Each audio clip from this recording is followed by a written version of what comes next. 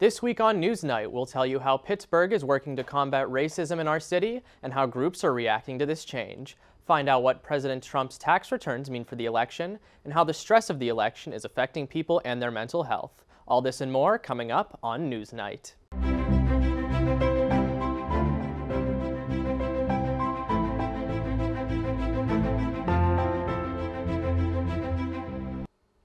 Good evening. I'm Nick Konopka.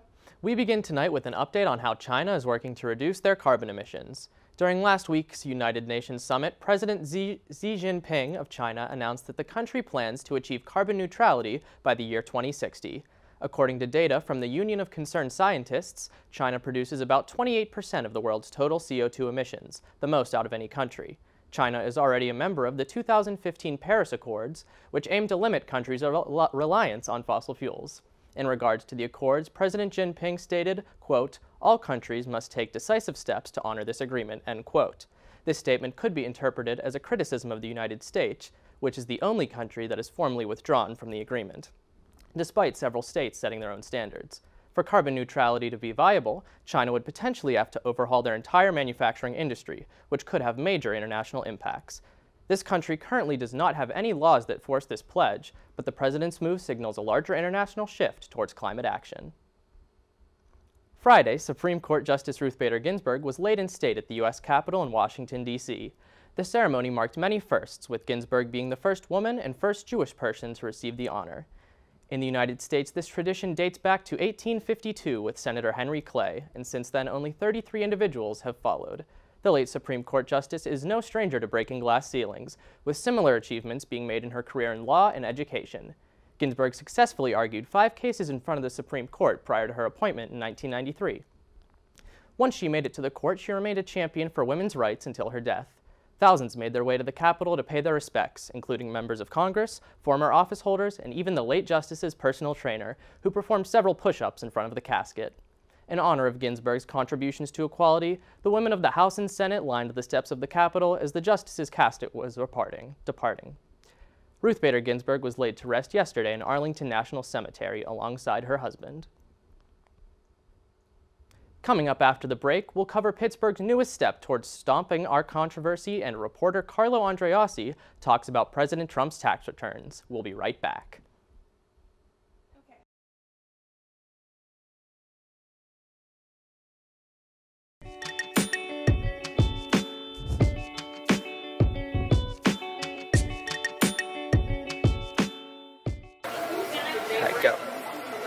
Go to our new website, uview.plainpark.edu.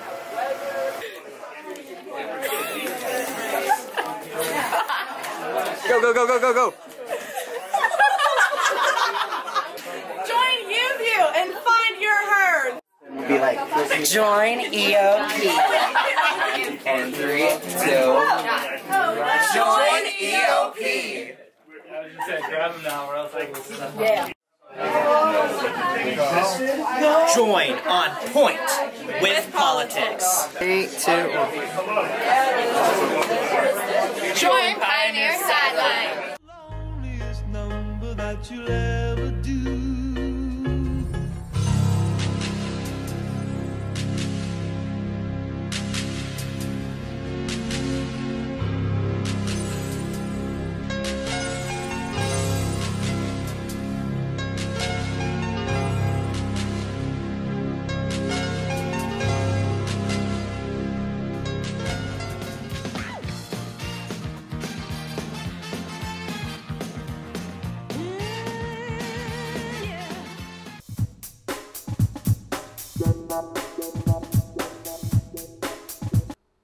Welcome back. Earlier this week, the New York Times released President Trump's tax returns. Carlo Andreassi has more on that announcement. There's been a bombshell story regarding President Trump as his tax returns have been leaked. What it shows is that he paid a mere $750 in federal taxes in 2016 and 2017, as well as $0 in 10 out of the past 15 years. We also learned that the president has hundreds of millions of dollars in debt coming due and is currently amidst a fight with the IRS regarding a nearly $73 million tax refund that he claimed after reporting business losses. The most damaging information uncovered, however, could pose Mr. Trump with some serious constitutional trouble. The report also showed that he made over $70 million of personal fortune from foreign investors during his presidency, and even paid more in taxes in countries abroad, such as Panama and India, than he did here in America. This is a clear violation of the Emoluments Clause of the Constitution. So the question is, how will Democrats respond just weeks before the general election? This is an impeachable offense, after all.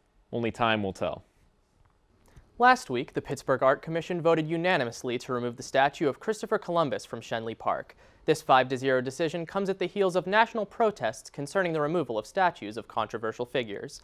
Prior to the vote, the council allowed for public input from residents of Pittsburgh and beyond.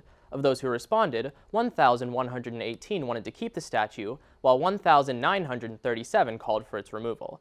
Despite the close results, Commissioner Andrew Moss made clear that the decision was not to be based on popular vote.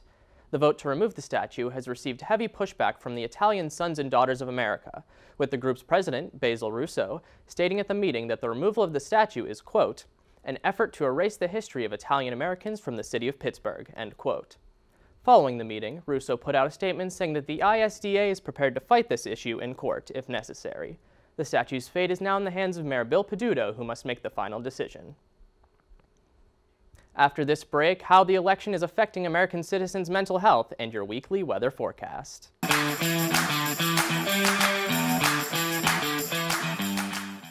What's one word to describe CAB? Welcoming. Community. Creative. Experiences. Family. Openness. Pineapple. The Campus Activities Board is a student-run organization that consists of 7 different committees. Each focuses on event planning, marketing, and administrative activities. Join us in organizing the juiciest events on campus, from late-night bingo to festive dances to our team bonding meetings.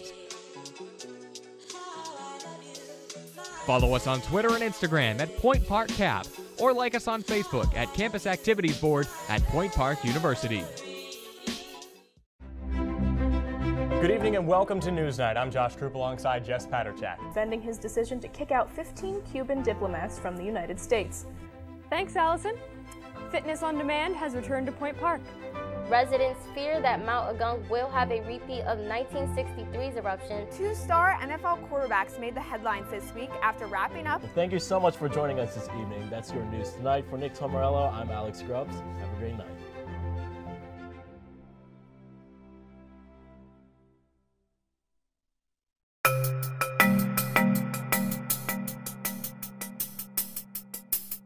With the election in only 34 days, many Americans are down to the wire in trying to decide who they should vote for. However, some people's mental health is being affected negatively from the stress.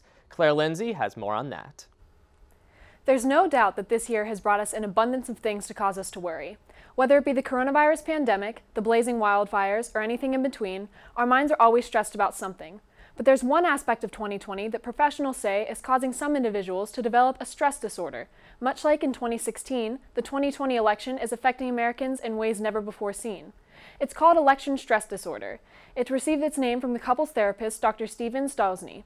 According to Lynn Bufka, the American Psychology Association, election stress can be heightened by stories, images, and videos on social media. If you or someone you know is experiencing election stress disorder, it is important to remember that you are not alone, and there are ways to cope. The American Psychology Association suggests limiting your media intake and read just enough to stay informed. They emphasize that stress is not productive, so it may help to put yourself out there and advocate for a cause you support. For this week's weather forecast, it'll be partly cloudy all week with a slight chance of rain at the beginning of the week. For Thursday's high, it is 60 degrees with a low of 45. Friday, the high will be 56 and the low will be 42. Saturday, high is 56 and the low once again is 42. Sunday, a high of 60 and a low of 49. Monday, the high will be 59 and the low will be 45. And Tuesday, the high will be 64 and a low of 50. Back to you, Nick. That's your news for tonight. From all of us here at NewsNight, I'm Nick Konopka. Thanks for watching and good night.